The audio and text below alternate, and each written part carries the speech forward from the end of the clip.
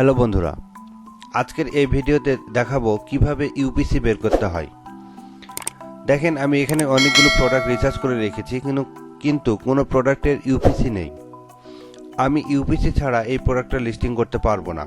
আপনারা যারা সফটওয়্যারের প্রোডাক্ট লিস্টিং করেন ওয়ালমার্টে, তারা করতে পারবেন, কিন্তু আমি ম্যানুয়ালি করি, বা আপনারা যারা ম্যানুয়ালি করেন তারা কিন্তু ইউপিসি ছাড়া প্রোডাক্ট লিস্টিং করতে পারবেন না।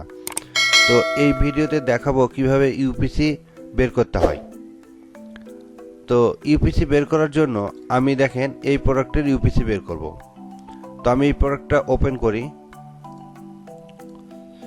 দেখেন, আমি যদি এই প্রোডাক্টের ইউপিসি আছে কি না আপনাদের যদি একটু দেখাই, কন্ট্রোল এফ দিয়ে আমি ইউপিসি লিখে সার্চ দেব।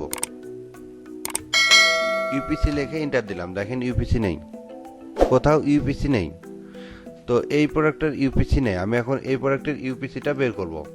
তার জন্য আমাকে প্রথমে এটাকে আমি কপি করে নিলাম, টাইটেলটুকু নেওয়ার পরে আমি পাশে একটা ট্যাব নিব, নিয়ে লিখব ইউপিসি ফাইন্ডার। আপনার ইউপিসি ফাইন্ডার লিখে সার্চ দিবেন। তারপরে দেখেন এই যে প্রোডাক্ট লিঙ্কটা আছে ওয়েবসাইট, এই ওয়েবসাইটে যাবেন। আমি এটা ওপেন করে নিচ্ছি।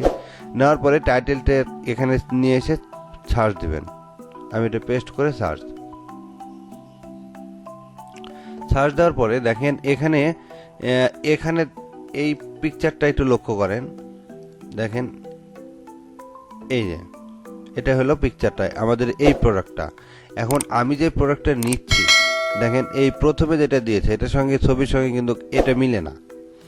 তো আমাকে করতে হবে এগুলো একটু যাচাই করে নিতে হবে। দেখেন এটার সঙ্গে কিন্তু ম্যাচিং করেছে, এটার সঙ্গে। তো এটার সঙ্গে যেহেতু ম্যাচিং করেছে, এই প্রোডাক্টের এটা সেম, তাহলে আমি এখন এই যে দেখেন ইউপিসি, এই ইউপিসিটাকে কপি করব। কপি করার পরে আমি নিয়ে গিয়ে শিটে বসিয়ে দেব। শিটে এটাকে বসিয়ে দিলাম। দেওয়ার পরে দেখেন আপনি এটা ঠিক আছে কি নাই সেটা চেক করার জন্য আমি এটাকে একটু কপি করে নিই। কপি করে নেওয়ার পরে আমরা ওয়ালমার্ট সেলার সেন্টারে যাব। যাওয়ার পরে আমি যে ইউপিসিটা বের করলাম সেটা ঠিক আছে না ভুল সেটা বোঝার জন্য ধরেন আমি এই প্রোডাক্টটা অ্যাড করতে যাব। অ্যাড আইটেমে ক্লিক করব। ক্রিয়েট এ নিউ আইটেম, এখানে ক্লিক করার পরে আমি এখানে ইউপিসিটা সিলেক্ট করে দেব।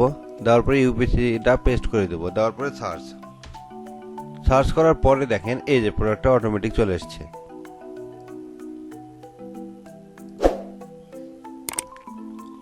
এখন আমরা এই প্রোডাক্টটা সহজে লিস্টিং করতে পারবো। আজকের এই ভিডিওটা এতটুকুই।